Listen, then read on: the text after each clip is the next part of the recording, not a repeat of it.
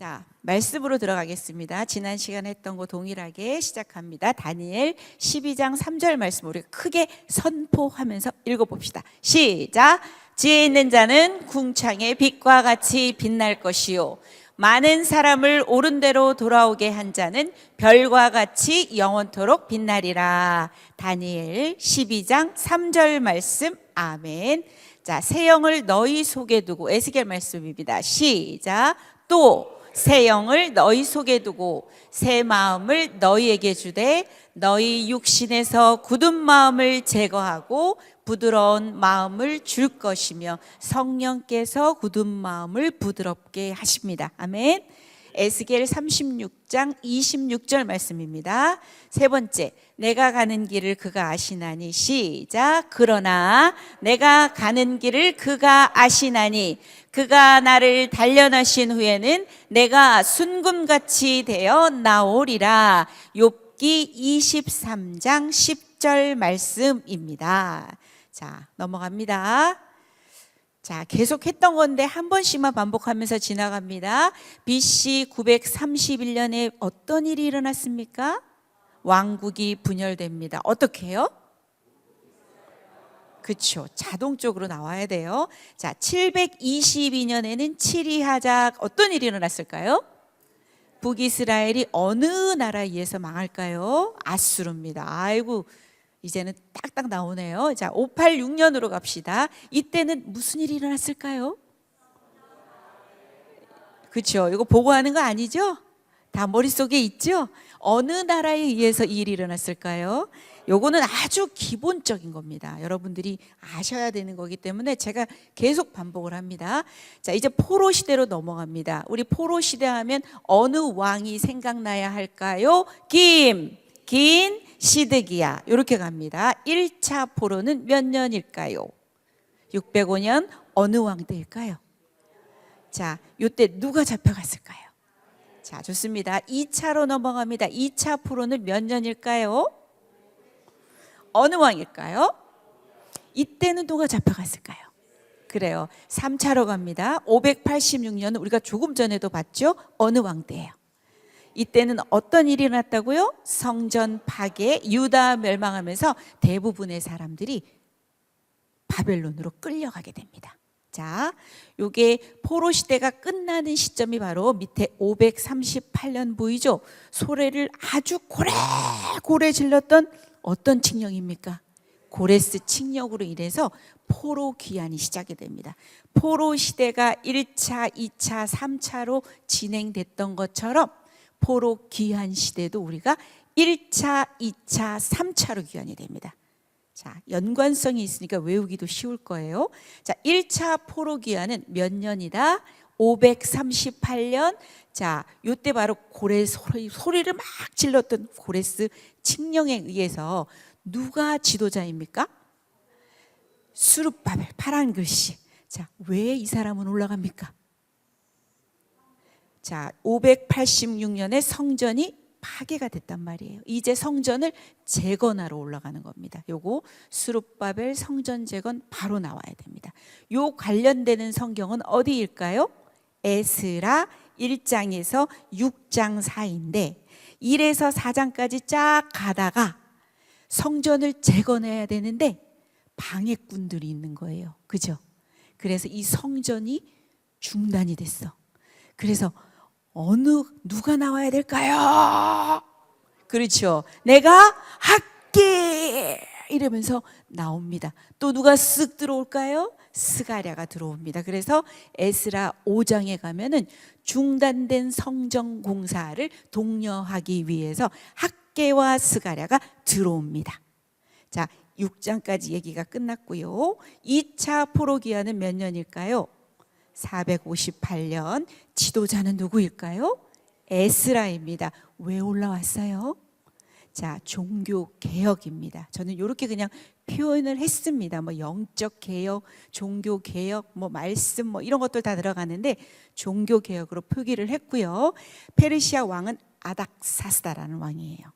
그래서 7에서 10장까지 내용이 바로 에스라입니다. 그런데 요 수룹 수룹바벨과 에스라 1차와 2차 사이에 저기 페르시아에서 어떤 왕비가 있을까요? 에스더입니다. 이때 중요한 절기가 있어요. 뭘까요? 불임절입니다. 그렇게 됐고요. 그 기본적인 것만 알고 있으면 됩니다. 이제 3차로 내려갑니다. 자, 몇 년이 될까요? 445년에 누가 지도자입니까? 느헤미야입니다. 이 사람은 왜 올라갑니까? 자, 요때도 동일하게 아닥사스다 왕입니다. 오늘 배우게 될 느헤미야 1에서 13장까지의 내용입니다. 그래서 포로 시대 3개, 포로 귀환 시대 3개. 여러분들이 요거를 정확하게 머릿속에 연도수와 누가 지도자가 되는지 왜 올라갔는지 그까지는 정확하게 표현할 줄 알아야 돼요. 자, 넘어갑니다. 보세요. 그림 한번 잠깐 볼게요. 그냥 한번 지금 얘기했던 거 다시 한번 보입니다. 자, 수룹바벨이 1차로 올라갑니다. 맞죠? 포로기한으로 올라가죠. 그 내용이 어떤 성경이라고요? 1에서 6장까지입니다.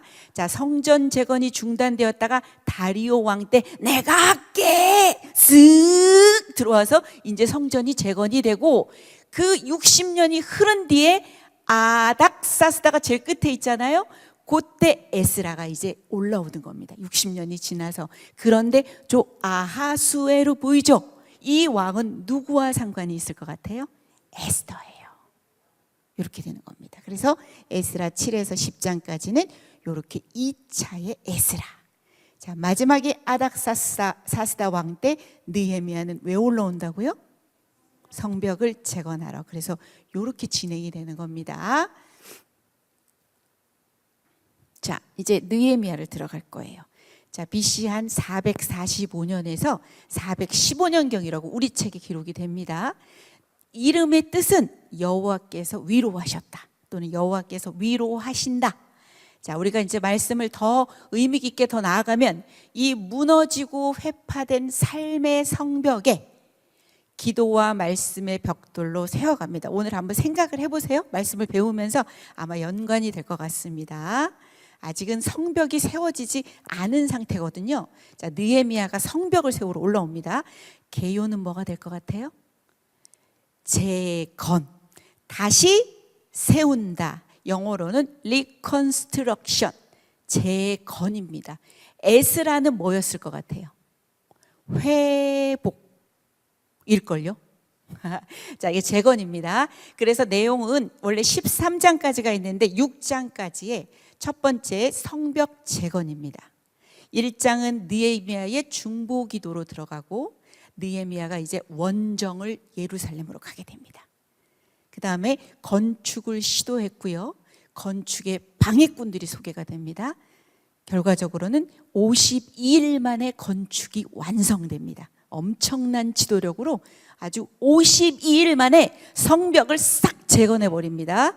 자, 그 다음 넘어가면 7에서 13장까지는 백성 재교육입니다. 여러분들이 잘 아는 8장에 가면 수문앞 광장에서 에스라가 말씀을 교육하는, 말씀 통독하는 그 이야기들이 나와요. 그래서 여기 율법 교육에 대한 이야기도 나오고 백성의 회개가 들어가고 헌신을 결단해서 언약에 서명을 하고 예루살렘에 거주하는 주민, 성벽을 봉헌하고 13장의 느헤미야의 개혁으로 이야기가 이렇게 끝이 납니다. 느헤미야는 왜 올라왔다고요? 그렇죠. 이것만이라도 알아야 돼. 다른 건 다 몰라도 몇 년에요? 445년에 왜 올라왔다고요? 성벽 재건입니다. 이게 몇 차 포로기한인데요? 그래서 요거는 자동적으로 3차 포로교환, 느헤미야, 성벽 재건 이렇게 기본적으로 나오면 여러분들이 성경 읽을 때 훨씬 더 확실하게 볼 수가 있어요. 자, 잘 넘어가질 않아요. 자, 느헤미야의 구속사적 그 개요를 한번 살펴볼게요. 스룹바벨이 1차 포로기한이었죠. 몇 년이었어요? 538년입니다. 그죠? 고래 스치니 538년. 스룹바벨이 예루살렘으로 돌아간 지 거의 몇 년이 지났다고요? 90년이 지났대요. 자, 에스라는 몇 년이었어요? 458년. 예루살렘으로 2차 기한으로 돌아간 지 13년이 지났어요. 자, 여기 페르시아에는 아닥사스다 왕이 있어요. 여기서 이 느헤미야의 직업은요, 술관원이었어요. 예루살렘의 소식을 듣고 기도하면서 왕에게 접근해서 예루살렘으로 돌아갈 수 있는 길을 허락을 받아요.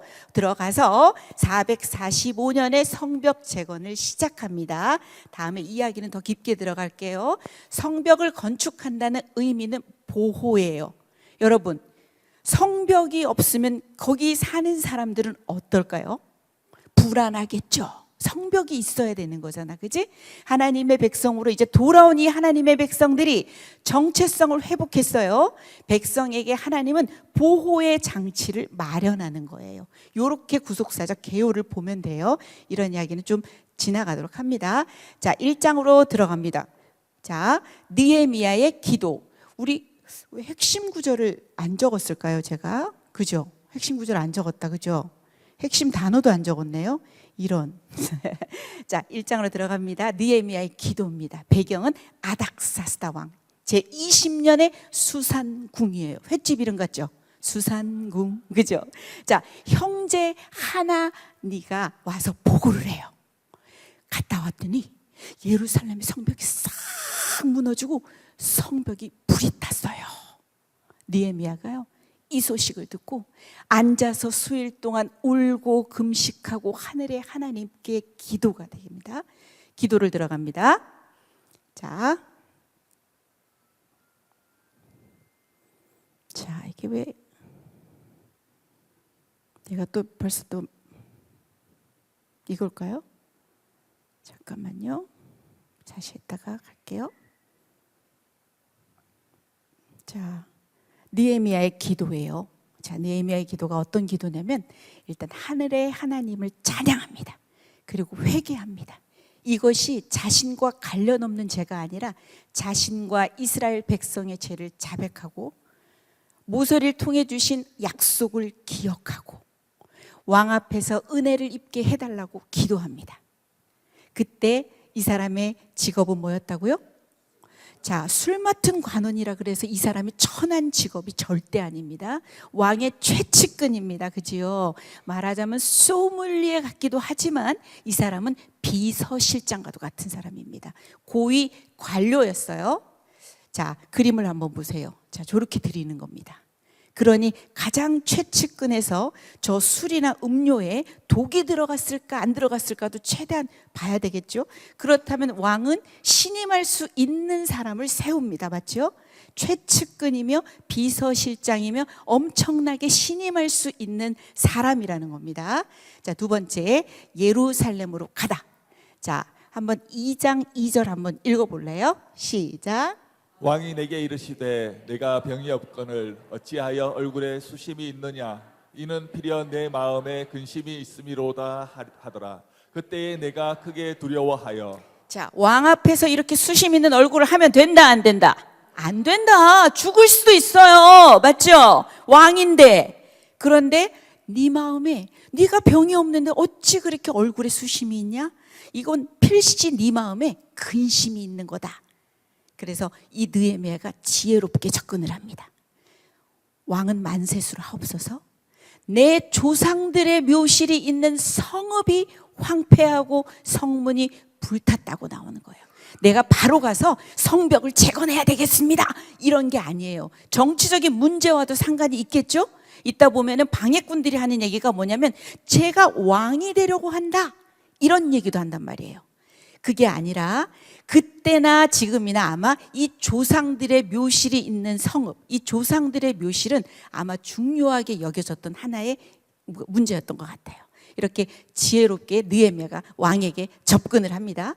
자, 왕이 내게 이르시되 그러면 내가 무엇을 원하느냐? 그 잠시 하나님께 바로 묵도를 합니다. 그러고 나서 나를 유다 땅 나의 조상들이 묘실이 있는 성읍에 보내어 그 성을 건축하게 하옵소서라고 왕에게 부탁을 하는 거죠. 자, 성경에는 이런 표현이 나와요. 그때에 왕후도 왕 곁에 앉아 있었더라. 왜 이 표현이 꼭 들어갔는지는 알 수 없으나 왕후 앞에서 으쓱하고 싶은 어떤 그런 마음도 있지 않을까. 내 여자가 옆에 있으니까 그래 내가 해줄게 막 이런 의미도 있지 않을까. 제 생각이에요. 자, 이렇게 보세요. 자, 2장에 들어갑니다. 하나님의 선한 손이 나를 도우심으로. 느헤미야는요 통행 증서를 요구합니다. 그리고 건축에 필요한 살림들을 요구합니다. 왕은 군대의 장관과 기병까지 동행시킵니다. 이에 반해서 에스라가 2차 기한할 때는 에스라는 아무도 데려가지 않았습니다. 하늘에 하나님께 금식하고 하나님의 선한 손이 나를 도우심으로 예루살렘에 무사히 돌아가게 하셨는데, 이 느헤미야는 군대 장관도 기병도 요구할 것 전부 다 요구합니다. 그리고 도착해서 3일 뒤에 밤에 몰래 혼자서 성벽을 순찰하면서 상황을 이리저리 점검을 합니다. 그리고 아무에게도 계획을 말하지 않습니다. 그리고 철저하게 준비합니다. 9절 맞습니다.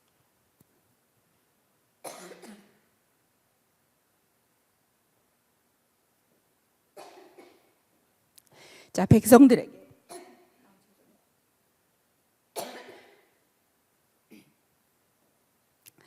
백성들에게 예루살렘 성을 다시 세우자 이렇게 권면을 합니다. 그랬더니 백성들이 일어나서 건축하자 하고 마음을 모읍니다.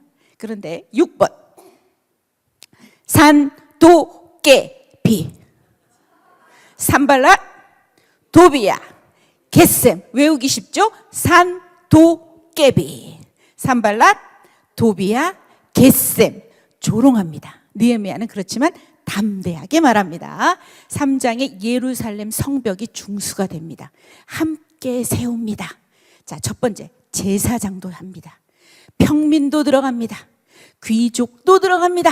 상인도 들어가고 금장색도 들어가고 향품 장수도 들어가고 모든 계층이 협력하여 중수란 뜻은 밑에 보십시오. 낡은 건축물을 다시 손질하여 보수한다는 뜻입니다. 각자가 맡은 위치에서 헌신합니다. 그리고 우리 성경을 보게 되면 그 다음은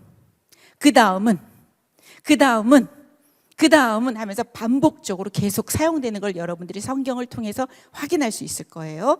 2번은요 가장 가까운 곳에서부터 책임지고 섬깁니다. 자기 집과 마주대한 것을 중수할 거라는 표현이 있어요. 이렇게 예루살렘 성벽이 중수가 되어갑니다. 어떤 표현도 들어갔냐면 그 가운데는요 3장 5절에는 귀족들은 분담하지 않았다는 표현도 들어가요. 요 귀족들은 안 했다는 거예요. 이 사람들 나중에 천국에 가면 좀 부끄럽겠죠? 밑에 보세요. 여기는 딸들도 중수하였다는 표현이 나와요. 그런 표현이 있어서 제가 한번 올려봤습니다. 이렇게 안 했던 사람들도 있지만 그때 딸들까지 성경에 소개를 했네요. 이렇게 성벽의 중수는 모든 계층이 협력하여 들어갑니다. 여러분 한번 지도를 한번 그림을 한번 잘 보세요. 자, 이렇게 글씨가 잘린 것도 있기도 한데 보세요. 자, 첫 번째 제일 위에 양문 보이죠? 쉽게이트라 그래서 양이 드나드는 겁니다. 쉽게이트예요. 옆으로 오면 어가 보이는데 여기선 잘렸네요. 어문이에요. 어문. 피시게이트라고 해요. 밑으로 오면 옛문이에요. 올드게이트. 밑으로 내려오면 무슨 문이 보여요? 골짜기 문이 보이죠. 자, 가장 밑에 내려오니까 무슨 문이 보여요? 분문은요 덩게이트. 덩이 뭐예요? 쓰레기 오물이에요. 여기를 통과해서 나가는 거예요. 자, 옆으로 가게 되면 무슨 문이 나오죠? 샘문이 나오고 그 위로 올라갔더니 무슨 문이야? 이따가 느헤미야 8장에 이 수문 앞에 광장에서 일들이 일어나는 거예요. 그 다음 위로 올라갑니다. 무슨 문이 보여요? 마문이 보이고 위에는 동문이고 그 위에는 함믹감문이라고 보입니다. 저렇게 옆에는 또 간략하게 이렇게 표현이 되어 있네요. 이런 식의 성벽을 여러분들이 기억을 하시면서 3장의 성벽이 중수될 때 이런 이름이 나올 거예요. 양문도 나오고 어문도 나오고 옛문도 나오고 이런 식으로 아마 나올 겁니다. 자, 그래서 모든 공동체가 함께 자기의 사명을 감당했죠. 제사장도, 평민도, 그 다음에 또 누구도? 뭐 상인도 다 했잖아요. 우리도 마찬가지인 것 같습니다. 우리가 각자의 자리에서 우리에게 맡겨진 사명을 감당할 때 우리 함께하는 교회는 서로 함께 지어져 가는 거죠. 이따 끝날 때 한 번 더 할 건데 요거 한 번만 우리 찬양 한번 해볼까요? 졸림도 그냥 쫓을 겸. 하나님 안에서 우리 서로 이어져 주가 거하실 성전이 되네. 모퉁이 돌 대신 예수와 하나 되게 하신 성령 안에 함께 지어져 가네. 한 번만 더 할까요? 셋, 넷. 하나님 안에서 우리 서로 이어져 주가 거하실 성전이 되네. 모퉁이 돌 대신 예수와 하나 되게 하신 성령 안에 함께 지어져 가네. 교회는 그리스도의 몸이잖아요, 그죠? 여러분들 한 사람 한 사람이 지체잖아요. 모두가 각자의 일을 담당할 때 그 성벽이 지어져 가는 것처럼 우리의 함께하는 교회의 성전 또한 이렇게 지어져 간다는 것을 제가 생각하면서 한번 잠시 불러봤어요. 이제 4장에 방해가 들어옵니다. 산발랏이 조롱을 합니다. 이 미약한 유다 사람들이 하는 일이 무엇인가? 스스로 견고하게 하려는가? 제사를 드리려는가? 하루의 일을 마치려는가? 불탄 돌을 흙무더기에서 다시 일으키려는가? 하면서 산발랏이 조롱을 하고, 자, 도비아는 짝다리 딱 짚고, 어이, 그 성벽 있잖아, 그거? 여우가 올라가도 무너질 것 같아! 막 이러면서 막 조롱을 하는 겁니다. 이렇게 조롱하는 방해들이 나옵니다. 이번 느헤미야는 그럼에도 불구하고 계속 그 뒤에도 보면 기도가 나와요. 그리고 성벽이 절반까지 건축이 됩니다. 자, 계속 진행되는 공사예요. 자, 노란 글씨를 한번 중점적으로 보세요. 우리 하나님께 기도하고 파수꾼을 둡니다. 방해가 일어나잖아요. 그래서 주야로 밤낮으로 방비를 합니다. 그리고 너희는 그들을 두려워하지 말아라. 지극히 크고 두려우신 주님을 기억해라. 너희 형제, 자녀, 아내, 집을 위하여 싸워라. 그리고 성을 건축하는 자와 짐을 나르는 자가 각각 어떻게 했대요? 한 손에는 일을 하며 삽을 들고 뭐 괭이를 들고 어떤 도구를 들고 한 손에는 뭘 잡았다? 병기를 잡았다는 거예요. 드레스 코드예요. 자, 그죠? 자, 한 손에는 도구, 한 손에는 병기. 그날의 드레스 코드예요. 자, 이렇게 진행이 됐다는 겁니다. 4장 23절에 보면 어떤 표현이 나오면 옷을 벗지 않았다고 나요. 심지어 물을 기르러 갈 때에도 각각 병기를 잡았다는 거예요. 이렇게 그 훌륭한 리더십 안에 이렇게 계속 공사가 진행이 되고 있습니다. 5장에 넘어가잖아요.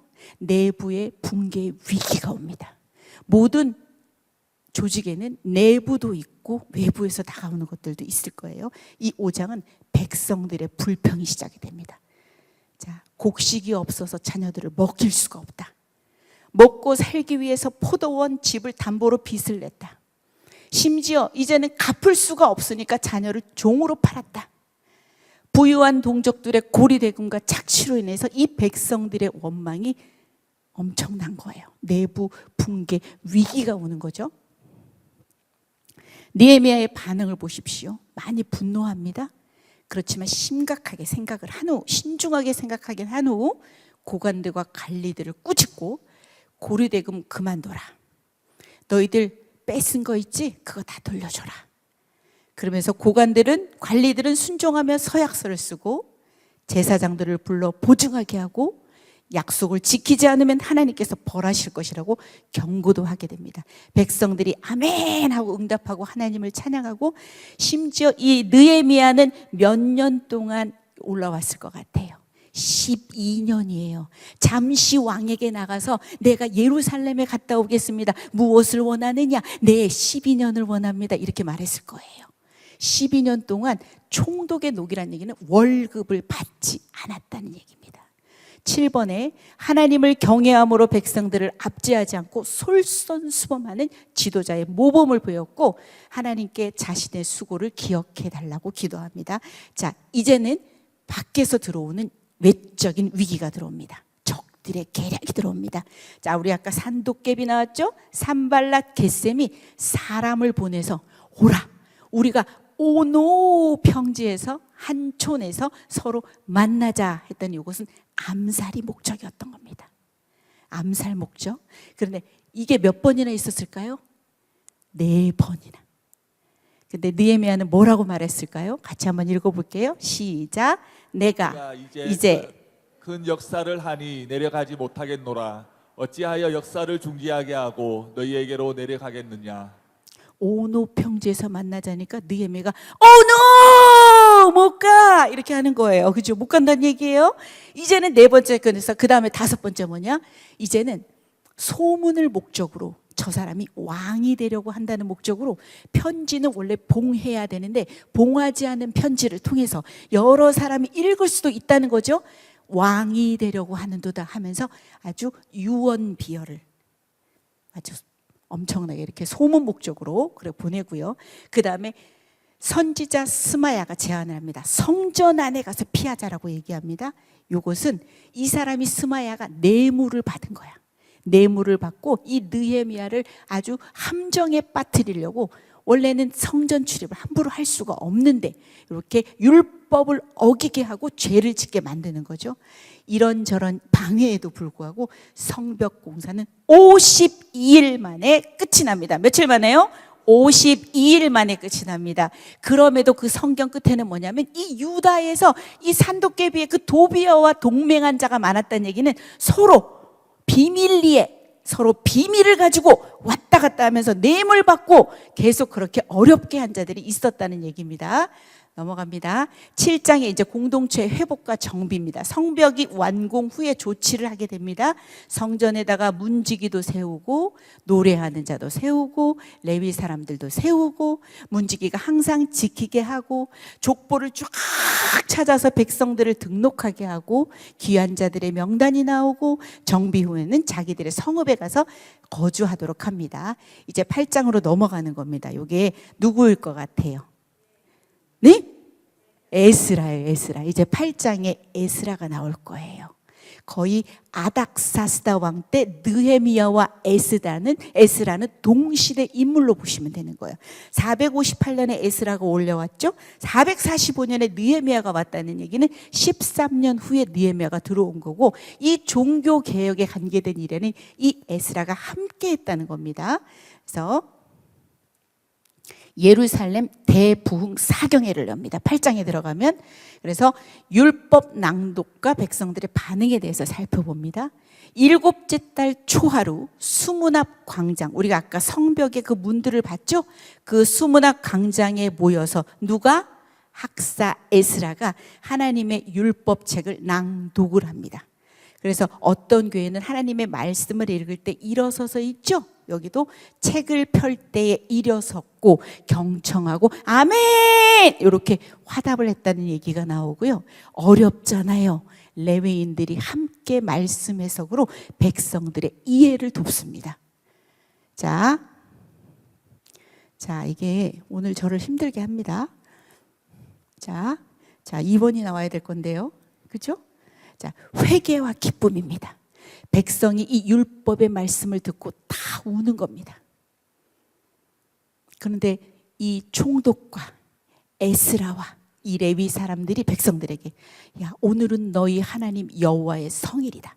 슬퍼하지 말아라. 울지 말아라. 마지막에 여호와로 인하여 기뻐하는 것이 너희의 힘이다 라고 성경에 표시가 되어 있습니다. 3장에 초막절이 회복이 됩니다. 하나님 말씀에 더욱 집중해서 이 족장들도 제사장도 레위인들도 에스라와 함께 모입니다. 에스라에게 가까이 갑니다. 하나님 말씀에 더욱 집중을 합니다. 저렇게 모였다고 얘기가 나오죠. 초막절을 지키라는 명령을 발견하고 온 백성이 초막절을 지킵니다. 여호수아 시대 이후에 처음 있는 온전한 초막절 행사입니다. 일주일 동안 지속적으로 날마다 말씀이 낭독이 됩니다. 자, 9장입니다. 백성들이 죄를 자복합니다. 말씀이 들어갑니다. 7월 24, 724 집회 때 금식하고 베옷 입고 티끌을 무릅쓰고 자복하고, 자, 3시간 동안 말씀을 낭독하고 3시간 동안 회개 기도하고 이러면서 회개 기도에 대한 내용들은 밑에 나와 있죠. 그러면서 창조주 하나님에 대한 찬양, 하나님이 그동안 어떤 은혜를 베푸셨는데 그럼에도 불구하고 불순종으로 받게 된 징계는 어떤 것들이며 고난에 대해서 하나님의 자비를 간구하고, 밑에 보잖아요. 이스라엘의 이런 반복적인 죄에도 불구하고 하나님의 인내와 자비와 용서는 계속됩니다. 우리에게도 동일한 거죠. 맞죠? 자, 10장으로 넘어가겠습니다. 자, 다음이요. 아이고, 어떡하죠? 자, 잘 안 먹어요. 자, 언약의 10장이요. 자, 언약에 임봉한 사람들입니다. 그래서 느헤미야를 비롯하여 총독과 제사장과 레위인과 방백 등이 언약 문서에다 서명을 합니다. 이스라엘 백성 전체가 언약에 동참을 합니다. 언약의 내용이 있습니다. 1번 한번 얘기해 보세요. 어떻게 하겠다? 이방인과 결혼하지 않겠습니다. 2번은요? 안식일을 쉬겠습니다. 3번은요? 성전을 방치하지 않겠습니다. 성전세를 납부하고 첫 열매와 11조를 드릴 것이며 레위인에게도 11조를 바친다. 뭐 이런 내용들을 가지고 전부 이 약속을 가지고 서명을 하게 되는 겁니다. 이렇게 서명을 하는 겁니다. 공동 서명을 하게 되는 겁니다. 10장의 내용이었고요. 11장에 가게 되면 이제 인구를 재배치하는 거야. 예루살렘이라는 곳에 이제 인구를 배치하는 겁니다. 이제 어느 누구도 들어가기 일단은 쉽지 않을 거 아닙니까? 처음으로 세워진 곳이고 하다 보니까, 그죠? 백성의 지도자들이 먼저 들어가서 솔선수범을 합니다. 그 다음에 남은 백성의 10분의 1이 예루살렘에, 10분의 9는 다른 성읍에 거주하게 됩니다. 자원한 백성은 축복을 받느냐고 11장 2절에도 말씀이 기록되어 있습니다. 12장에 성전을 봉헌합니다. 자, 레위인들을 온 지역에서 불러 모아서 성전 봉헌식을 준비를 하고, 성벽 봉헌이겠죠. 찬양대를 정결하게 하고 이렇게 백성도 성문도 성벽도 정결하게 하고, 나중에 찬양대 행진으로 하나님께 영광을 돌리는 장면으로 성벽이 봉헌되는 게 12장의 내용입니다. 자, 13장으로 넘어가면 이제 느헤미야가 개혁을 하는데, 느헤미야가 몇 년 동안 지금 여기서 예루살렘에 있었다고요? 12년. 잠시 다시 페르시아로 돌아갑니다. 그리고 1년 후에 다시 돌아옵니다. 그게 아마 13장 4절부터의 내용일 거예요. 돌아와 보니 이 도비야가 서로 막 이렇게 내통이 되어서 방을 성전 안에서 사용을 하고 있는 겁니다. 그래서 성전에서 내쫓고, 자, 레위인들은 11조가 있어야 삽니다. 맞죠? 그들에게는 생활비가 바로 11조입니다. 그죠? 성전, 이 사람들이 생계가 안 되니까 성전을 떠나서 생계 유지에 나서는 거야. 그래서 관리 책임자들을 꾸짖고 다시 회복을 시키고, 또 안식일을 범하지 않겠다고 얘기했는데 안식일에 장이 열리고 무역이 성행하고, 그래서 성문을 닫고 외부 상인들의 접근을 차단하고, 이방 여인과 결혼한, 이방 사람들과 결혼하지 않겠다고 했는데 이방 사람들과 결혼했습니다. 아스돗, 암몬, 모압 여자들과도 결혼을 하고, 심지어 이 자녀들은 히브리어를 잘 못합니다. 아스돗 방언은 해도 결혼한 자들을 책망합니다. 때리고 머리털도 막 다 뽑습니다. 대제사장의 손자도 이방 여인과 결혼하여 추방당함. 무엇을 말하느냐? 이렇게 올라와서 성전을 재건했습니다. 또 그 다음에 3차로 올라와서 무엇을 재건했죠? 성벽을 재건했습니다. 에스라의 10장의 끝도 느헤미야의 13장의 끝도 내용은 동일합니다. 어때요? 노답이죠? 노답이잖아. 맞죠? 노답이죠. 누구만이 유일한 길이 됩니까? 메시아입니다. 메시아 대망입니다. 아무리 와서 훌륭한 사람을 세워서 또 개혁을 했지만 이 백성들은 제 앞에 고스란히 또 무너집니다. 답이 없습니다. 노답입니다. 우리가 창세기부터 봤지만 항상 우리는 노답이었어요. 그러나 언약의 하나님은 끝까지 끌고 가시는 겁니다. 그것을 성취하시는 겁니다. 그죠? 오늘 아마 배우게 되면 다음 주부터는 복음시대 예수님에 대해서 우리가 배울 건데, 이렇게 예수 외에는 답이 없습니다. 그죠? 아무리 훌륭한 왕도, 훌륭한 사람이 와서 개혁을 했어도 제 앞에 쓰러지는 건 여전히 우리들의 모습인 거예요. 그죠? 자, 이렇게 넘어갈게요. 그래서 우리는 요엘로 들어갈 겁니다. 자, 요엘이 성경에 어디와 어느 성경과 어느 성경 사이에 있을까요? 맞춰보세요. 어디와 어디 사이에 있을까요? 자, 힌트. 북이스라엘 여로보암 2세 때 선지자입니다. 아모스도 있을 거고, 또 누굴까요? 호세아하고 아모스 사이의 요엘이에요. 우리 전통적인 성경의 분류는 바로 호세와 아모스 사이의 요엘이야. 그래서 물음표야. 언제 연도인지 알 수가 없어. 왜? 기록이 안 돼 있거든. 어떤 데인지 정확하게 알 수가 없어. 그러나 우리는 이 책을 여기서 배웁니다. 자, 요엘이라는 뜻이 뭐예요? 여호와는 하나님이시다. 다시 한번, 요엘이 뭐라고요? 여호와는 하나님이시다. 요게 요엘이라는 뜻입니다. 자, 개요는요, 여호와의 날을 기억하시면 돼요. 이 요엘서는 여호와의 날, 뭐라고요? 여호와의 날, 요거 기억하시면 돼요. 여전히 선지자서잖아요. 그죠? 선지서잖아요. 보면은 심판에 대한 얘기가 나올 거고, 이번에 호소를 보면은 돌아서라, 그러면 너를 회복할 거야. 회복에 대한 메시지가 나옵니다. 마지막 세 번째는 나중에 일들 종말의 시대에 대해서 나옵니다. 그러면서 거기에 그런 게 나오죠. 마지막 날에 내가 나의 영으로 모든 백성에게 부어주리라. 그 내용이 저기 나오는 겁니다. 성령에 대한 메시지가 나올 거예요. 종말의 시대이면서, 그러면서도 하나님께서 이 메뚜기에게 먹었던 이 모든 것들 갚아줄 거야. 시온의 궁극적인 영광에 대해서도 나옵니다. 요엘 하면 여호와의 날 기억하고 있고, 성령에 대한 얘기, 자녀들은 예언할 것이요. 조금 이따 한번 해볼 건데 요거 기억하시면 됩니다. 요엘서에 나오는 것들입니다. 요게 바로 신약에 가서 다 인용이 될 겁니다. 핵심 구절 한번 읽어보겠습니다. 시작. 팥종이가 남긴 것을 메뚜기가 먹고, 메뚜기가 남긴 것을 느치가 먹고, 느치가 남긴 것을 황충이 먹었도다. 자, 메뚜기 총 출동. 좋아. 자, 메뚜기 첫 번째 메뚜기 누구? 팥중이. 두 번째 누구? 메뚜기. 세 번째는 느치. 네 번째는 황충이. 먹고 먹으면 남은 게 있을까 없을까? 이토록 황폐하게 된다는 겁니다. 이 정도로 심판이 되겠다는 얘기입니다. 자, 핵심 단어는 그래서 뭐다? 메뚜기. 자, 메뚜기네요. 자, 메뚜기예요. 요엘은 유대를 먹는 곤충 메뚜기의 환상을 봅니다. 이 메뚜기 때는 하나님이 유대 백성의 죄를 심판하기 위해서 보낸 뭐다? 군대로 보는 겁니다. 자, 들어갑니다. 자, 1번. 그래서 1장에 메뚜기 재앙이 들어갑니다. 심판의 경고를 말씀하십니다. 야, 늙은 자들아, 너희의 날이나 너희 조상들의 날에 이런 날이 있었니?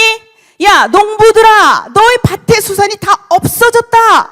야, 제사장들아, 올지어다. 너희는 소재, 전제, 너희 하나님의 성전에 들으지 못함이로다. 이러면서 경고에 대한 메시지가 나옵니다.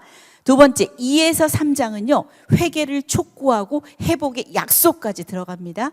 그래서 첫 번째, 여호와의 날을 경고합니다. 이 메뚜기 재앙은 단순한 자연재해가 아니라 하나님의 군대로 얘기가 됩니다. 회개를 촉구합니다. 두 번째 줄여 보시죠. 마음을 다하여 내게로 돌아와라. 모든 선지서는 그렇게 말합니다. 돌아와라. 제발 돌아와라. 제발 돌아오면 나는 너희들을 회복시킬 거야. 끊임없는 선지자들의 외침입니다. 제발 옷만 찢지 마라. 슬픔의 표현은 옷을 찢는 겁니다. 그죠? 옷만 제발 찢지 마. 무엇을 찢어야 돼? 마음을 찢어. 마음을 찢어. 그러면서 너희 하나님 여호와께 돌아와야 된다. 하나님께서 구하시는 제사는 어떤 거다? 상한 심령이다. 너희들이 옷만 찢는 그 형식적인 것이 아니라 정말 마음을 찢고 내 하나님 여호와 앞에 돌아와라 라고 이렇게 회개를 촉구하는 겁니다. 회복의 약속입니다. 2장 25절에는 너희들 앞에서 그 메뚜기가 다 먹었지? 그거대로 너희들한테 다 갚아줄 거야. 회복의 약속. 그러면서 네 번째는 성령 강림의 약속을 합니다. 자, 내가 내 영을 누구에게 부어준다고요?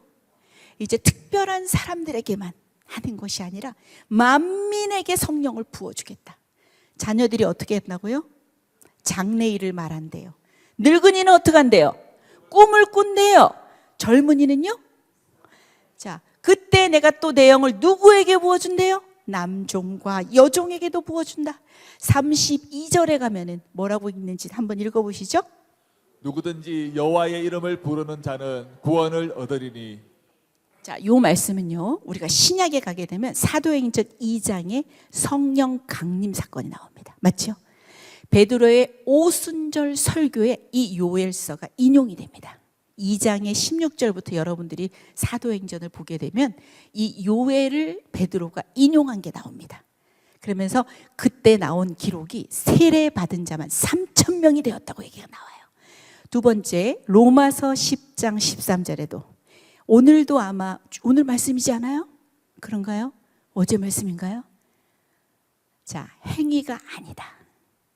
주의 이름을 부르는 자는, 주의 이름을 부르는 자는 구원을 얻으리로다. 여기 10장 13절의 말씀이잖아요. 그죠? 행위가 아니다. 여호와의 주의 이름을 부르는 자는 구원을 얻을 것이다. 이게 다 바로 요엘서에서 인용된 말씀입니다. 자, 그래서 마지막 날에 나오네요. 한번 해볼까요? 마지막 날에 내가 나의 영으로 모든 백성에게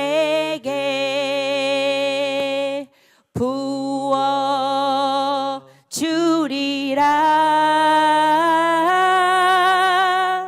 자녀들은 예언할 것이요 청년들은 환상을 보고 아비들은 꿈을 꾸리라. 주의 영이 임하면, 다시 한번, 자녀들은 예언할 것이요 청년들은 환상을 보고 아비들은 꿈을 꾸리라. 주의 영이 임하면, 성령이여, 아멘, 이여 임하소서, 임하소서. 성령 이여 우리에게 임하소서. 바로 이 찬양이 요엘에 나오는 말씀을 가지고 만든 찬양이에요. 아멘? 아멘. 우리는 그죠? 꿈을 꾸고 환상을 보고 예언하고 그 성령께서 임하시면 이 모든 일이 일어난다고 성경은 말합니다. 이제 성경의, 구약 성경의 마지막인 말라기 퀴즈! 자, 말라기는 누가 썼을까요? 1번 말라, 2번 말라기. 누가 썼을까요? 말라가 썼다고? 자, 모든 게 기로 끝난다 그래서 앞에 있는 게 이름이 아니에요. 말라기가 전체예요. 그래서 연도수도 정확하게 몰라서 물음표 들어갑니다. 대충 저 정도 됐을 거다. 신구약 중간 이전 정도 됐을 거다. 그까지 갔을 거다. 한 400년까지 정도도 생각해도 된다. 그래서 이 말라기의 뜻은 뭐가 된다고요? 나의 사자, 나의 라이언 아니고 나의 메신저. 자, 졸지 마세요. 나의 메신저, 나의 사자라는 뜻입니다. 말라기. 이스라엘과 이제 바야흐로 하나님의 관계가 말라 비틀어집니다. 이래서 말라기예요. 자, 웃으라고 한 소리예요. 자, 머릿속에 잘 기억이 되겠죠? 이제 더 이상 다 해봤어. 하나님께서 이제 모든 거 다 해봤어. 선지자도 보내보고 포로도 보내보고 포로기한도 시켜봤는데 이게 답이 없어. 노답이네. 변호사 같은 말라기를 소원합니다. 자, 한번 여러분들과 제가 연기를 하면서 한번 재밌게 한번 진행해 보겠습니다. 나의 메신저, 나의 사자. 자, 축복의 약속이에요. 축복의 약속. 첫 번째, 말라기는 4장까지 되어 있습니다. 1, 2장에는 국가 공동체가 저지르는 현재의 죄, 부패한 제사장들, 일반 대중들에게 경고를 합니다. 두 번째는 다가오는 여호와의 날이야. 하나님께서 직접 축복을 약속하십니다. 구약의 마지막 성경입니다. 이 성경을 끝으로 하나님께서는 입을 닫으십니다. 침묵에 들어가십니다. 없습니다. 말라기 이후에 성경이 있을까요?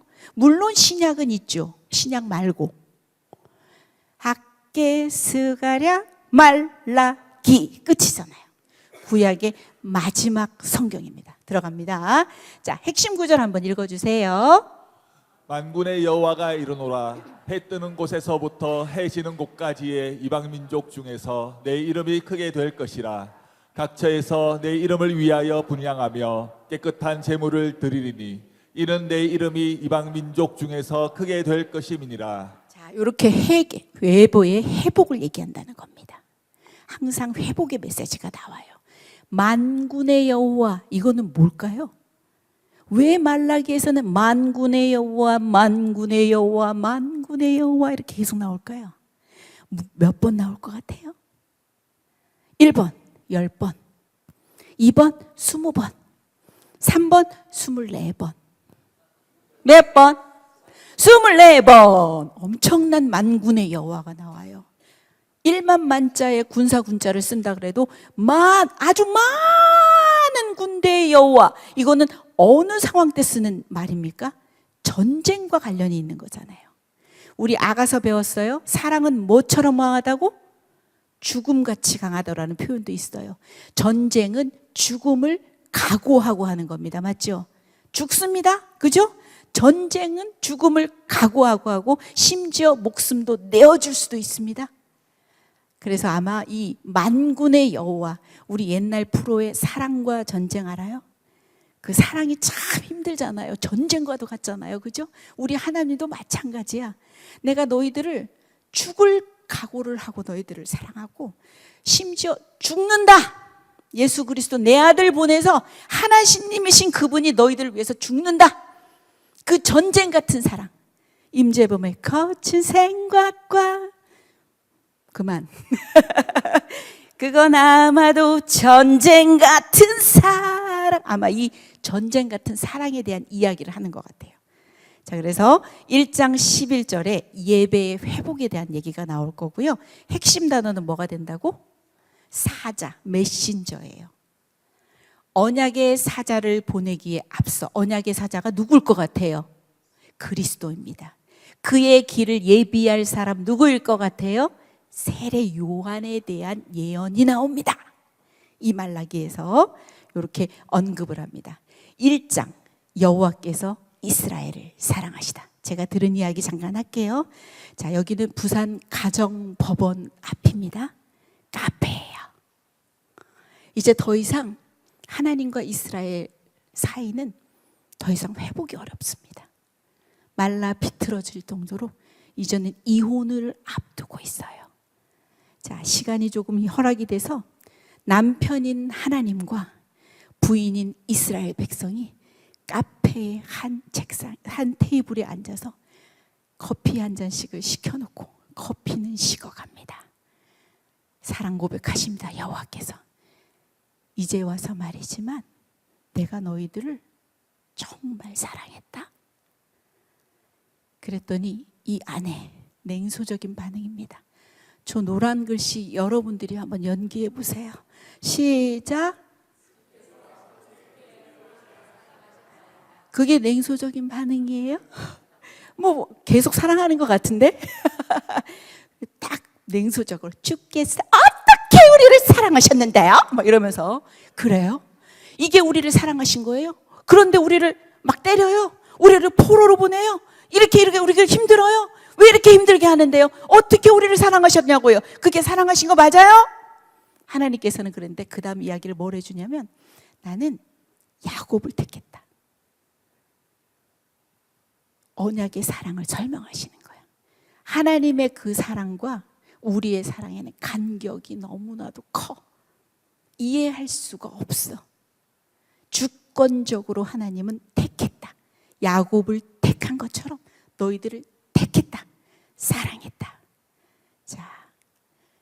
자, 백성들과 제사장들의 죄에 대해서 얘기를 합니다. 질문이 나오죠. 자, 내 이름을 멸시하는 제사장들아, 나 만군의 여호와가 또 나오네요. 얘들아, 아들은 그 아버지를, 종은 그 주인을 공경한다. 내가 아버지인데 너희들은 나를 공경함이 어디 있니? 내가 주인인데 너희들은 나를 두려워는 하니? 항변합니다. 어떻게 해요? 시작. 그건 다 발연기예요. 냉소적으로 해야죠. 어떻게 우리가 주의 이름을 멸시하였는데요? 한번 말씀해 주시죠. 막 이러면서 하는 거죠. 부정한 제사를 드렸다고 나와요. 너희들 눈먼 거 바쳤지? 너희들 병든 거 바쳤지? 너희들 저는 짐승 제물로 드렸지 않느냐? 야, 흠없는 제물을 하나님께 드리는 것이 하나님을 위하는 거야? 너희들을 위하는 거야? 우리가 한번 생각을 해보세요.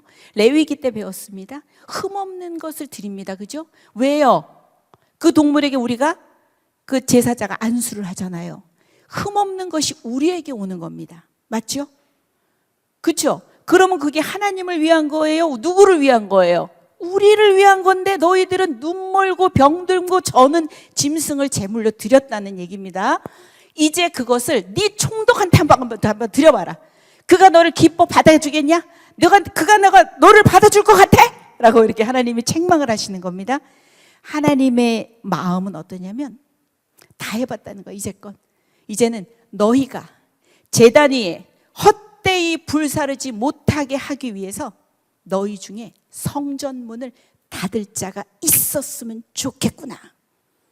내가 너희를 기뻐하지 않겠고 너희가 손으로 드리는 것을 받지도 않겠다. 결국 뭐냐? 교회 문을 닫았으면 좋겠다. 너희들의 형식적인 신앙생활, 종교생활, 중심이 없는 예배 이제 그만했으면 좋겠다 라고 우리에게도 동일하게 말씀하시는 거예요. 무서운 메시지죠. 그죠? 교회의 문을 닫았으면 좋겠다. 2장에 제사장들의 타락이 들어갑니다. 제사장들에 대한 경고가 들어가요. 만군의 여호와가 또 나오죠. 한번 2장 2절 한번 읽어주세요. 만군의 여호와가 이르노라 너희가 만일 듣지 아니하며 마음에 두지 아니하여 내 이름을 영화롭게 하지 아니하면 내가 너희에게 저주를 내려 너희의 복을 저주하리라. 내가 이미 저주하였나니 이는 너희가 그것을 마음에 두지 아니하였음이라. 그래서 이번에는요, 내가 너희의 자손을 꾸짖을 것이고 똥 있잖아, 똥 너희 절기의 희생의 똥을 너희 얼굴에다가 바를 것이다. 너희가 그것과 함께 제하여 버림을 당하리라. 여기 바로 표현이 바로 나와요. 자, 그 다음에 너희들은 레위와 세운 나의 언약, 그 언약은 생명의 언약이고 평강의 언약인데 내가 너희들에게 그것을 준 것은 나를 경외하고 내 이름을 두려워하라는 거였어. 그런데 너희들 제사장 많은 사람들을 옳은 길에서 떠나 율법을 거스르게 한다. 모든 백성 앞에서 내가 멸시와 천대를 당하게 한다. 이렇게 나옵니다. 말라가는 하나님과 이스라엘의 관계입니다. 하나님 말씀하십니다. 너희가 말로 나를 괴롭게 했다. 이런 적 많으실 겁니다. 그죠? 백성들 얘기합니다. 우리가 어떻게 여호와를 괴롭혀 드렸는데요? 백성들의 언어는 모든 악을 행하는 자는 여호와의 눈에 좋게 보인다. 그에게 기쁨이 된다. 말이 됩니까? 안 되는데도 불구하고 백성들의 언어는 저렇습니다. 정의의 하나님이 도대체 어디 계시냐? 3장에 넘어가면 주의 사자와 심판의 날에 대한 이야기가 나와요. 만군의 여호와가 또 나오죠. 자, 내가 내 사자를 보내느니 하니 내 사자가 누가 된다고요? 세례 요한이에요. 주의 길을 예비할 자. 그 다음에 너희가 구하는 바 주가 갑자기 그의 성전에 임하시리니 곧 너희가 사모하는 언약의 사자가 임하실 것이다. 언약의 사자는 누가 된다고요? 그리스도가 되는 거예요. 이렇게 예언을 합니다. 3장에 넘어갑니다. 11조가 모든 사람들이 잘못 알고 있는 경우들이, 많은 사람들이 잘못 알고 있는 경우들이 많은데 11조를 잘하면 복을 받는 이야기가 말라기의 전체 내용이 아닙니다. 우리가 1장부터 지금 배워왔죠, 그죠? 그 얘기만을 하는 건 아닌데 우리가 잘못 오해해서 저것을 11조만 잘해야 되겠다, 그래야 복 받겠지, 이런 의미로 받아들이는 경우가 많은데 그것만을 얘기하는 게 아니에요. 자, 하나님께서 말씀하십니다. 내게로 돌아와. 그러면 나도 너희한테 돌아갈 거야. 그랬더니 이 백성들 또 말합니다. 우리가 어떻게 하여야 돌아갑니까? 이러면서 냉소적으로 또 얘기를 하죠. 하나님이 또 말합니다. 사람이 어찌 하나님의 것을 도둑질하니? 그러니까 백성들이 우리가 언제 어떻게 주의 것을 도둑질했습니까? 그래서 말라기가 왜 11조를 강조하는, 11조를 해야 되는 이유에 대한 얘기가 나와요. 자, 원래는 이 11조는 하나님이 주인임을 인정하는 우리의 고백이잖아요. 맞죠? 그죠? 모든 것이 누구로부터 왔어요? 하나님께로부터 왔어요. 우리는 다 드려야 맞는데 그 중에 무엇을 드리는 거예요? 10분의 1을 내어 드리는 거잖아요. 그것도 전체를 받으시는 것처럼 기쁘시게 받으시잖아요. 그죠? 우리에게 주인임을 인정하는 거고 이제껏 보호하시고 인도하시는 그 주님께 감사를 우리가 고백하는 거며, 또한 이스라엘 공동체를 건강하게 유지하는 데 필요했던 제도예요. 아까도 말했지만 이 레위인들은 생활비 없으면 성전 떠납니다. 맞죠? 레위인들은 기업이 없었어요. 기업이 누가 됐다고요? 하나님이 되셨기 때문에 11조에 대한 이야기가 신명기에도 나오고 다 나옵니다. 그죠? 성전 봉사를 해야 되는 레위인들이 그 일을 소홀히 할 수밖에 없는 거야. 살 수 있는 비용이 없으니까. 그리고 이번에 보면 절기 때마다 유월절, 맥추절, 초막절 때 성전에 올라가야 합니다. 이를 올라가서 예배도 드리고 말씀도 배우고 성도도 교제도 해야 되는데 이것도 등한히 했다. 구제비, 사회적 약자를 돌봐야 하는 교회가 이런 건강하게 유지하는 필요했던 제도인 11조가 없다면 이런 약자들을 도와줄 수도 없고 공동체의 일체감도 깨지고 개인적이고 이기적인 삶을 살았다는 의미가 되는 겁니다. 자, 말라가는 하나님과 이스라엘의 관계가 계속 진행이 됩니다. 너희가 완악한 말로 나를 대적하였다. 우리가 무슨 말로 주를 대적했습니까? 그러니까 백성들의 언어가 하나님을 섬기는 것이 헛됩니다. 여호와 앞에서 그 명령을 지키며 슬프게 행하는 것이 무엇이 유익하냐 하면서 지금 우리는 교만한 자가 복되다 하며 악을 행하는 자가 번성하며 하나님을 시험하는 자가 화를 면한다 하노라 하면서 이렇게 계속 말라갑니다. 하나님과 이스라엘의 관계가, 자, 4장에 넘어가면 이제 마지막 장이죠. 여호와께서 정하신 날이 나와요. 자, 선지자 엘리야가 노란색으로 보이네요. 그죠? 자, 그가 아버지의 마음을 자녀에게로 돌이키게 하고 자녀들의 마음을 그들의 아버지에게로 돌이키게 하리라. 돌이키지 아니하면 두렵건대 내가 와서 저주로 그 땅을 칠까 하노라 하시니라가 4장에 나오는 말씀인데, 약 400년의 이 말라기를 끝으로 침묵이 흘러갑니다. 자, 세례 요한 통해서 예언의 침묵이 깨지고 성취됩니다. 마태복음, 누가복음 1장 17절에 보면 요 말라기의 말씀이 그대로 인용이 됩니다. 이렇게 하나님께서 성취를 하게 하시는 거죠. 자, 우리가 지금 뭐뭐 배웠어요? 포로 3차 포로 기한이 몇 년이라고요? 445년에 누가 올라왔어요? 느헤미야. 왜 올라왔지요? 성벽 재건. 요거 했고요. 그 다음에 어떤 말씀을 배웠어요? 요엘을 배웠죠. 그죠? 그 다음에 또 어떤 걸 배웠어요? 말라기, 구약의 마지막 성경인 말라기를 배웠어요. 자, 요거는 역사적인 이야기인데 내용은 엄청나게 많지만 제가 줄여서 간략하게 기억해야 할 것만 여러분들에게 잠시 소개를 할 거예요. 길지 않을 거예요. 졸린가요? 안 졸리죠? 아싸, 안 졸릴 거야. 그죠? 자, 신구약 중간 시대는 BC 400년부터 시작을 할 거예요.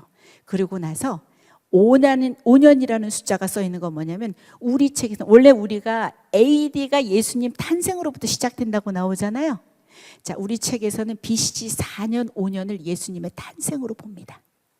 요렇게 들어갑니다. 요렇게 들어갈 거예요. 왜냐하면 헤롯의 죽음과도 그게 맞닥뜨리기 때문에 그 시기가 아마 맞을 거예요. 그렇게 우리 책에서 기록이 됩니다. 그래서 우리가 구약과 신약의 요 중간을 뭐라 그런다? 신구약 중간 시대. 아까 제가 얘기했지만 말라기를 끝으로 400년의 침묵이 흘러갑니다. 하지만 침묵이라고 표현할 수 없어요. 무슨 일이 일어났는지 여러분들이 보시면 아하라고 할 겁니다. 일단 정치적인 변화로 들어갑니다. 자, 역사 얘기 한번 해볼게요. 자, 북이스라엘 누구에게 망했어요? 남유다는 누구에게 망했어요? 자, 그 다음에 오는 제국이 어느 제국이었어요? 어디요? 어디죠? 바벨론 다음에 어디죠? 페르시아죠. 페르시아 다음에는 어떤 제국이 올 것 같아요? 헬라입니다. 그리스예요. 그리스, 헬라 하면 어느 대왕이 생각나요? 알렉산더 생각하시면 돼요. 페르시아가 망하고 나면 헬라 제국이 들어옵니다. 그 헬라 제국의 유명한 왕이 누구라고요? 알렉산더. 요거 기억. 헬라 알렉산더. 패권을 잡습니다. 아주 젊은 나이에. 이 알렉산더의 스승이 누구였을까요? 아리스토텔레스였습니다. 학문에도 아주 관심이 많았고 엄청난 왕입니다. 엄청난 제국을 키워갑니다. 2번. 그런데 323년에 갑자기 나이 33세로 급사를 합니다. 자, 계속 전쟁을 하면서 땅을 넓혀갑니다. 집을 떠나온 병사들은 어떨 것 같아요? 힘들겠죠? 가족 보고 싶겠죠? 집에 가고 싶겠죠? 이러니까 더 이상은 할 수가 없는 거야. 돌아갑니다. 알렉산더는 그 돌아가는 중에 돌아가지는 못하고 이제 급사를 하게 되는 겁니다. 뭐 열병이라는 얘기도 있고 독살이라는 얘기도 있고 하는데 급사를 하게 됩니다. 거의 한 10년 정도 엄청나게 대단한 일을 하고는 급사를 하게 되고 그 이후에 헬라를 다스리는 4명의 장군에 의해서 분할 통치가 일어날 겁니다. 아주 간략하게 기억만 하는 겁니다. 헬라 하면 어느 왕이 생각난다? 알렉산더. 급사를 하니까 4명의 장군에 의해서 분할 통치를 합니다. 우리가 요 두 이름만 기억을 하면 됩니다. 1번 프톨레미. 뭐라고요? 프톨레미. 애굽 지역이에요. 그 다음에 셀류쿠스. 시리아입니다. 요 지도를 한번 보세요. 자, 시리아 북왕국이 있고 애굽의 남왕국이 있어요. 남왕국의 톨레미라고도 하는데 푸톨레미 이렇게 알고 있으면 돼요. 저 북왕국에는 셀류쿠스 이렇게 알고 있으면 돼요. 저기 보이는 카산더 리시마커스는 기억해서 잊어버려도 돼요. 4명의 장군 중에 나는 셀류쿠스와 푸톨레미만 기억할래. 중간에 이스라엘이 있잖아. 이스라엘 중심으로 북왕국과 남왕국만 기억할래. 셀류쿠스, 프톨레미. 요렇게만 기억을 해요. 이러니 이 이스라엘은 얼마나 힘들었겠어. 여기서 공격하면 힘들고 저기서 공격하면 힘들고 고래 싸움에 새우등 터진다. 맞지요? 엄청 힘들어. 이스라엘의 여러분들이 역사를 구약을 통해서 배워왔지만 엄청난 그 고생과 힘듦들이 있어요. 그죠? 지금 헬라 알렉산더가 죽고 나서 4명의 장군 중에서 남왕국의 프톨레미, 북왕국의 셀류쿠스, 이 이야기는 다니엘 11장에 예언이 되어 있어요. 그렇게 연결이 될 거예요. 다시 돌아가서 자, 프톨레미와 셀류쿠스 이제 알겠죠? 그러니까 얘네들이 이스라엘에게 영향을 미치겠죠? 자, 머릿속에 생각해 보세요. 요 밑에 있던 프톨레미가 198년 정도까지는 얘네들을 이스라엘을 평온하게 그냥 평온하게 힘들지 않게 그래도 인정을 해주는 거야. 신앙을 인정을 해주고 뭐 세금을 걷고 뭐 이런 건 하겠지만 지나갈 수 있도록 해주는 거예요.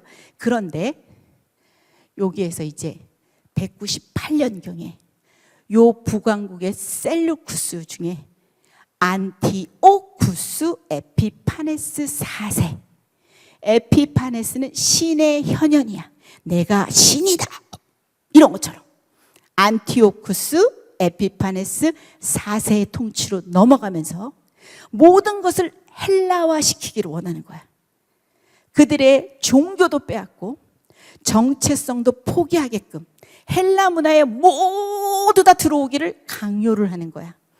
예루살렘에 들어가서 성전에서 돼지 피를 뿌리고 돼지를 제물로 바쳐. 레위기에서는 돼지는 부정한 짐승이라 먹으면 안 된다고 했거든. 그죠? 바치고 제우스 신상을 성전에다 딱 갖다 배치를 해버려. 그리고 이 사람들에게 중요한 할례도 금해버려.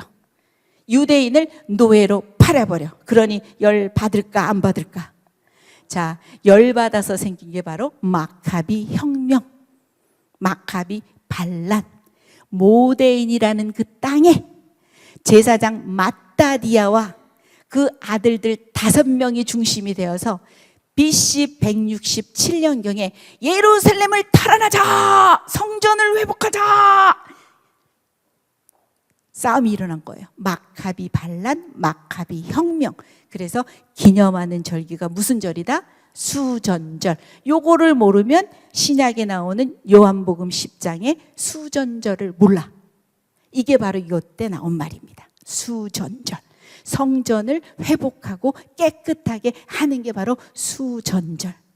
바야흐로 167년부터 거의 63년, 100년의 시간에는 잠시 유대가 독립을 하는 시기라고 보면 돼요.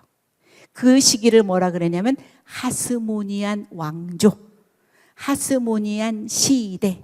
자, 말들이 아주 새로워서 이게 뭘까? 저게 뭘까? 의아하게 보는데 아주 간략하게 지금 계속 듣고 한번 또 영상으로 통해서 듣고 하다 보면 아주 중요한 골자만 생각을 하면 돼요. 많이 한다고 해서 전혀 모르고 너무너무 헷갈려요. 자, 100년 동안 이렇게 되고, 그런데 이 헬라 다음에는 어떤 제국이 온다? 로마가 온다. 63년경에 폼페이우스 장군 나오면서 로마의 수중으로 넘어가서 이 지역은 헤롯 가문에 의해서 통치를 받게 돼. 예수님 당시에 헤롯 대왕, 유아 학살 이런 거 기억나시죠? 그래서 예수님께서 저 애굽 땅으로 내려가시잖아, 그치? 그런 것처럼 그 나오는 헤롯 대왕의 아버지가 안티파터인데 이 사람은 원래 이두메, 에돔의 총독이었어요. 워낙에 줄을 잘 타요.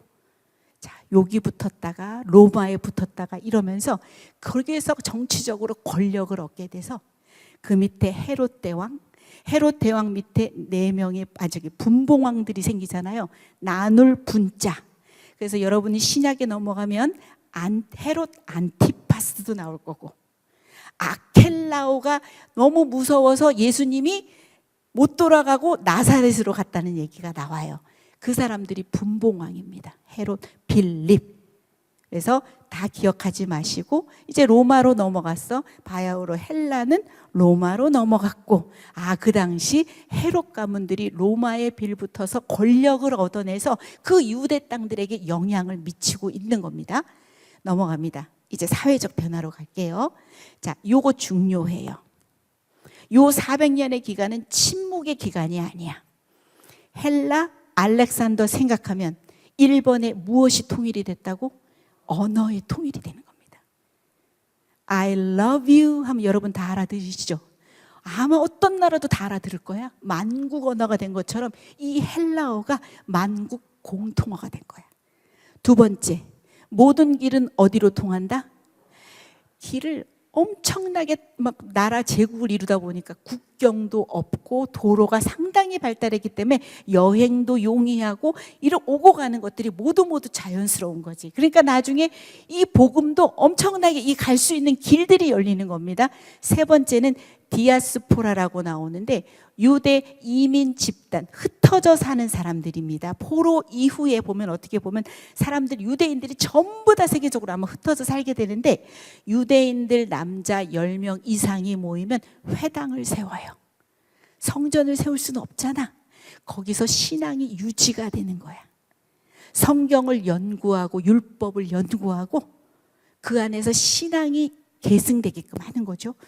그 디아스포라 공동체의 구심점이 되는 회당, 다시 말해 시나고그, 이것이 복음 전파의 교두보 역할을 해요. 예수님도 회당에 들어가셔서 말씀을 선포하시기도 하셨고 사도 바울이 유명한 도시의 회당에 들어가서 말씀을 설교하는 것들이 나와요. 맞죠? 이런 원인들이 사회적인 변화로 중요하게 꼽혀요.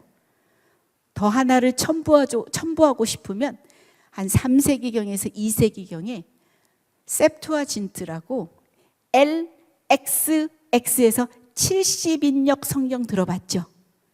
요것도 성경이 구약의 히브리어가 헬라어로 번역이 돼요. 이집트 땅 쪽에 알렉산드리아라는 그 도시에 도서관이 있고 그 도서관장이 아마 그런데 관심도 많았고 또한 더 나아가서는 하나님의 뜻이기도 했겠죠. 유대인들이 거기 많이 살았거든. 그러다 보니까 헬라권이다 보니까 이 언어를 잘 모르는 경우들이 있으니까 이 70인역의 성경 번역도 어떻게 보면 아주 중요한 원인 중에 하나인데 우리 책에서는 헬라어 언어 통일, 도로, 디아스포라의 회당 중심, 회당이 복음 전파의 교두보 역할을 했다. 요 세 가지만 여러분이 사회적 변화에 기억을 하시면 돼요. 이해되죠? 자, 넘어갑니다. 이제 우리가 또 못 들은 것들이 또 보이잖아. 구약이 말라기를 끝으로 바로 신약으로 넘어가면 우리는 그 단어에 어디서 왔는지를 알 수가 없는데 볼게요. 잠시 마카비안이라는 제사장 마따디아로 시작되어 그 아들 유다로 이어지는 아마 그 마카비안이라는 말이 있고 우리 성경에 보다 보면 열심당 나오죠. 요런 사람들이야. 말하자면 일제강점기 때 독립투사들처럼 이스라엘의 해방을 위해서 암살 테러를 하는 거지. 그래서 셀로신이나 갈릴리 사람이라고 불리기도 한대요. 또 우리가 말했던 헤롯 땅, 에돔 사람이고 헤롯의 가문이고 헤롯 안디바를 추종하던 세력으로 정치적으로 타협주의고 실리주의자들이다. 자세히는 모르겠지만 요런 인물들이 신구약 중간 시대에 나오는구나. 종교적으로 예수님의 발목을 잡았던 세력들이 있습니다. 첫 번째 어떤 사람일까요? 사두개파. 현실 타협주의자들이야. 탐심이 아주 그득한데 종교적으로 아주 위장을 하고 있어. 스스로 사독의 후예라고 자칭을 해. 그러면서 귀족주의적이고 세속주의적인 당파고 육체의 부활은 없다. 모세 오경만 인정합니다. 사두개파. 또 누가 나올 것 같아요? 그렇지, 바리새파가 나오는 거야. 평민 중심의 경건주의자들이고 백성의 선생들이라고 불리고 지지를 많이 받았는데 이들의 단점은 뭐죠? 어디로 빠지게 되죠? 율법주의, 문자주의 이런 쪽으로 형식주의 이렇게 빠지게 됩니다. 바리새파. 그다음에 세 번째는 에세네파. 극단적인 경건주의자들 동굴 속으로 다 들어가는 거야. 그곳에서 집단 생활을 하는 거지. 아마 세례 요한도 에세네파의 일원이었을 것이라고 추정된다고 책에 나오더라고요. 이 사람들의 유산은 뭐가 있었다? 사해 사본이 유산이다. 자, 이 400년의 기간을 한번 보세요. 하나님께서 침묵하고 계십니까? 아니에요. 노란 글씨를 한번 읽어보실래요? 시작. 메시아의 복음이 온 세계에 전파되어 하나님 나라 회복 운동이 활발하게 전개될 수 있는 여건 조성을 위해 역사하고 계신 것. 그렇죠. 맞죠. 이스라엘이 창세기와 출애굽기 사이도 430년의 시간이 흘러가. 그때 내용이 하나도 없잖아. 그렇죠? 그때 하나님은 무엇을 하셨어? 하나님 나라의 백성을 만들고 계셨거든. 이스라엘 그 애굽 땅에서. 맞죠? 그죠? 그런 것처럼 이 구약의 말라기를 끝으로 이 신약의 마태복음 차이는 한 장도 안 되는데 그 사이에 400년의 기간은 이 복음이 온 세계에 전파될 수 있도록 언어가 통일이 돼, 도로가 잘 발달돼, 국경이 없으니까 여행도 모든 것들이 자유로워, 복음이 쫙 전파되고 회당이라는 곳에서 복음 전파의 교두보 역할을 하네. 이 모든 것들이 보면 하나님 나라 회복 운동이 활발하게 전개될 수 있도록 여건을 준비하시는 겁니다. 이것을 조성하시는 역사예요. 우리가 그래서는 볼 수 없지만 이 역사 가운데 하나님께서 준비하고 계시는 그 역사라는 것을 얘기를 해주는 겁니다. 그래서 신구약 중간 시대도 성경은 없지만 중요한 겁니다. 그죠? 요 기간은 하나님께서 침묵하신 기간이 아니라 뭐다? 여건을 준비하고 조성하고 있으신 것이라는 겁니다. 요렇게 아마 그러면서 다 끝나지 않을까 싶습니다. 이래서 구약이 다 끝나는 겁니다. 자, 우리 한번 다는 할 수 없는데 한번 기억을 한번 살려볼게요. 자, 시대만 한번 가볼게요. 자, 첫 번째 무슨 시대예요? 자, 머릿속에 좀 뭔가가 들어와요? 자, 어느 정도 이제 나와야 되는데. 자, 창조 시대 다음에는 어떤 시대로 넘어갑니까? 족장 시대 다음에는 자, 출애굽 광야 시대. 그 다음에는 어느 시대로 들어갈까요? 그렇죠. 어느 시대? 가나안 정복 시대에 들어갑니다. 이때 성경이 어떤 성경이었죠? 여호수아. 요게 성경과 매치가 돼야 돼. 요것만큼은 그릴 수 있어야 돼. 밑에 것까지는 못하더라도 이 시대와 성경을 이렇게 연결해서 갈 수는 있어야 되는 거지. 자, 그 다음에 무슨 시대다? 사사시대. 성경이 어떻게 된다고요? 사사기, 룻기가 들어갈 거야. 이제 무슨 시대로 넘어가요? 통일왕국 시대로 넘어간다. 성경은 어떤 성경이 나올까요? 사무엘, 상, 하, 밑에는 세트로 뭐가 있다? 역대, 상이 있다. 자, 기억이 납니까? 자, 통일왕국의 열왕기 상의 11장까지 갑니다. 맞죠? 솔로몬 이야기니까. 그 다음에 역대하의 9장까지 갑니다. 그것도 솔로몬의 이야기니까. 그 다음에 오는 시대가 무슨 시대다? 분열왕국 시대입니다. 보세요. 성경은 어떻게 되죠? 열왕기 상의 12장부터 열왕기 하가 들어가고 세트로 역대하의 10장부터 연결이 돼서 쭉 갑니다. 자, 그 다음에 무슨 시대로 넘어갑니까? 김긴 시드기야를 들어가면서 포로 시대. 자, 밑에 있는 성경책들을 한번 보세요. 잡혀갔던 다니엘 공부했고 에스겔 공부했고 오바댜 이렇게 쭉 예루살렘의 성전 파괴로 인한 예레미야 애가도 보였어요. 그 다음에 포로 시대에서 넘어가면 어느 시대로 간다? 포로 귀환 시대. 1차, 2차, 3차에 걸쳐서 합니다. 여러분 기억해 보세요. 1차 포로 귀환은 몇 년일까요? 538년. 자, 누가 지도자라고요? 수룹바벨. 왜 올라왔습니까? 성전재건. 바로 나와야 됩니다. 2차 기한은 누가 지도자입니까? 에스라. 몇 년일까요? 기억해 보세요. 458년입니다. 이 사람은 와서 한 일이 뭐라고요? 종교개혁. 자, 3차 포로 기한은 몇 년입니까? 445년. 누가 올라온다? 느헤미야가 올라와서 하는 일은 뭐다? 성벽을 재건한다. 그러면서 보십시오. 저렇게 포로 기한 시대까지 연결해서 우리 오늘 느헤미야 배웠고 또 뭐 배웠어요? 요엘을 배웠고 말라기를 배웠고 그 다음에 이어지는 시대가 무슨 시대일까요? 신구약 중간 시대. 그러면 우리는 다음 주에 무슨 시대를 공부할까요? 복음 시대. 마태, 마가, 누가, 요한 요렇게 신약을 들어갑니다.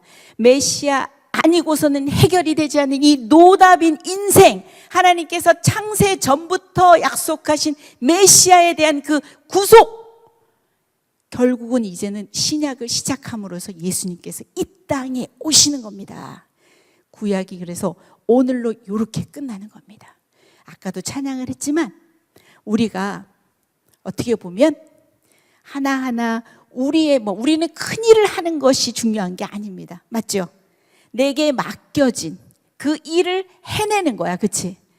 내가 안 하면 누군가는 또 해야 되잖아. 맞죠? 내게 맡겨진 사명을 잘 감당하고 서로 한 사람이 지어져 갈 때 우리의 이 성벽, 오늘 배운 성벽 재건이죠. 이 말씀의 벽, 기도의 벽을 세움으로써 함께하는 교회를 세워나가는 겁니다. 그죠? 자, 우리 한번 저거 찬양 한번 해보도록 하겠습니다.